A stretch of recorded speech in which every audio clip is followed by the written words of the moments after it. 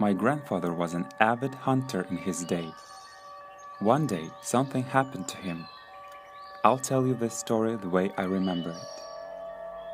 It was in the summer. My grandfather, then a man in his prime, went to the forest for hunting. All the places nearby were familiar and walked by, so my grandfather went to the wilderness, closer to the mountains, where ordinary hunters wouldn't normally go. On his way to the forest, he found many broken trees, wool on the branches, and someone's traces. He was glad to finally get on the bear's track, but the tracks weren't bears, and not human. There's no human being as big as that, and the bear's spoor is different. Evening was approaching, and he had to look for a place to sleep. He found a big old spruce, one branch of which covered safely from the rain and wind. Having dragged dead wood and twigs there and spread a couple of sweaters, he lit a fire nearby to warm the canned food. Evening was upon him. That's when he heard the crunch of twigs. Someone or something was walking around his camp.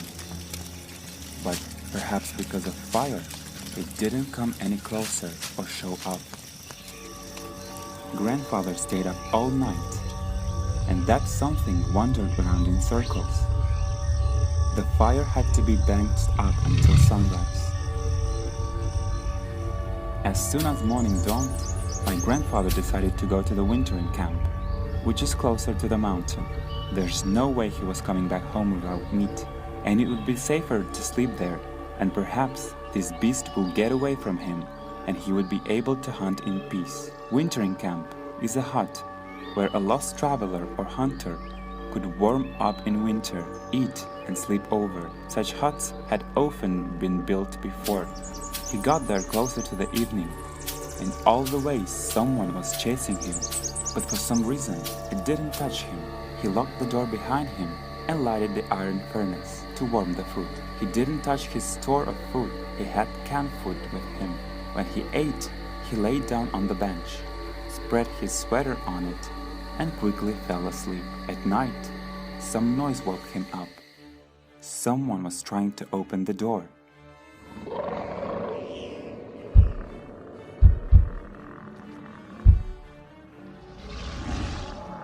But the door was secure, oak.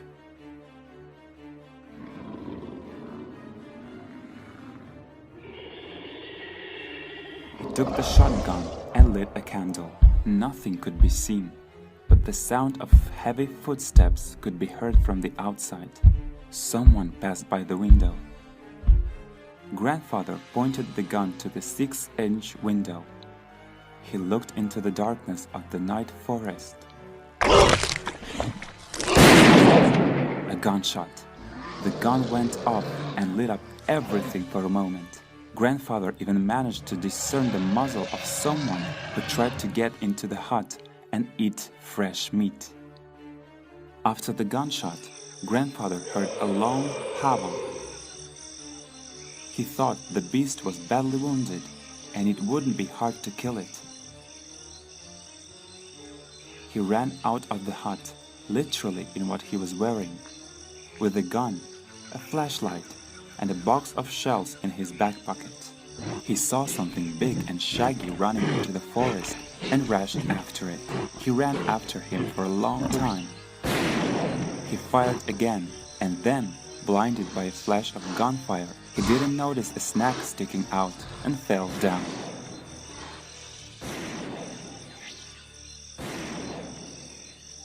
The hunters heard the shots and realized that something terrible was going on and someone was in trouble.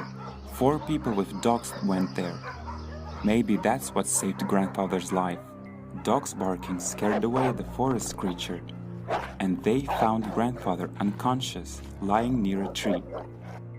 He told us that he had fired at least 5 shots with a gun, almost at point-blank range.